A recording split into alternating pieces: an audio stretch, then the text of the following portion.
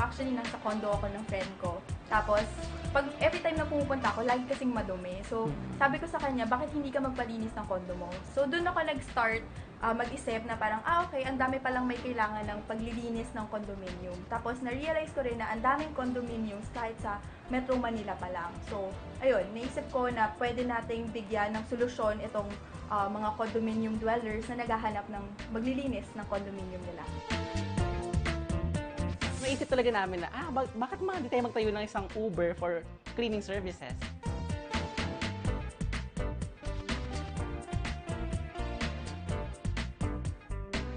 So that was early 2016, no? So mga March yon, nagsubmit kami ng entry namin sa Idea Space Startup Competition. So Idea Space is an incubator ng mga startups sa Philippines. And that time, they were looking for the top 10 startups na pwede nilang i-fund and provide nila ng mentorship. So kami naman, having the idea already in our minds, and we actually did a business plan for that. So we submitted the idea to Idea Space.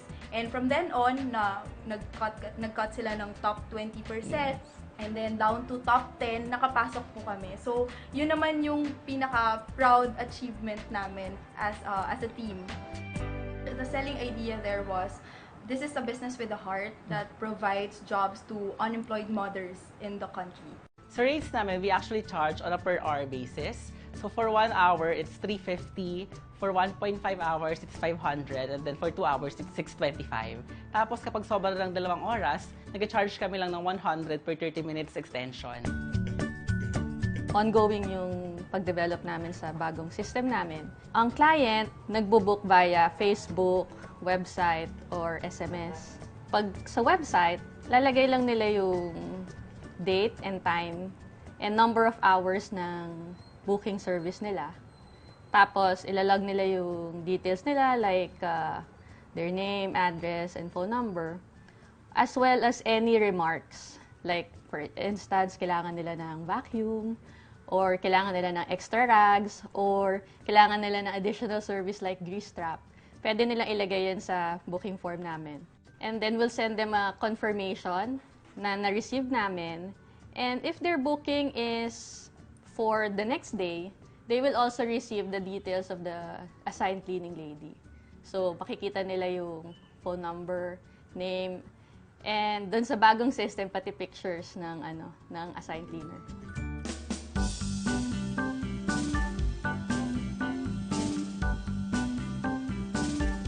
Siguro, siyempre sa edad kong to, 46 years old, sir, mahirap na makahanap ng trabaho. Pangarap ko po kasi na mabayaran ko po talaga yung lupa namin, matapos kong bayaran.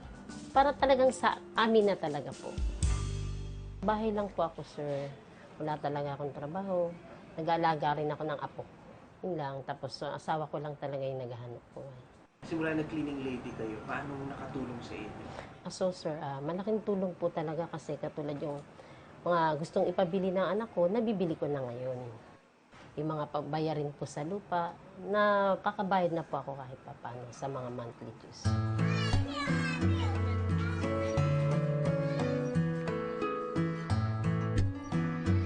Ito po yung bahay na tinitira namin sa ngayon.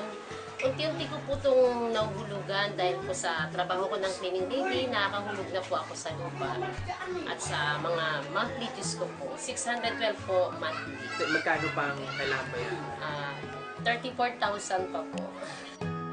Sobrang saya ko po, sir, kasi tsaka ako po, kung gusto kong bumili ng damit, kaya ko nang bumili. Noon talagang hindi ko naman sa hindi kaya. Kaya lang iniisip ko po yung bago ako bumili ng para sa akin, sa pagkain muna namin, yun po yung unang-unang iniisip ko.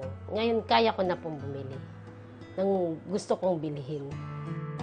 Sobrang heartwarming niya kasi siguro nakita namin yung improvement dun sa buhay nila. So ngayon, we have 12 na active cleaning ladies. Tapos, ito yung mga names nila at mga jars nila. So, tinuturuan din namin sila na mag-ipon para makabuo sila ng emergency fund nila or mga milestone fund na pwede nilang magastos kung para saan man yung mga plano nila or pangarap nila sa buhay. This year, ang big goal talaga namin ay makabuo ng 50 cleaning ladies. Kita na rin siya because as of the moment, we already have more than 1,000 bookings since we launched Cleaning Lady last June 2016.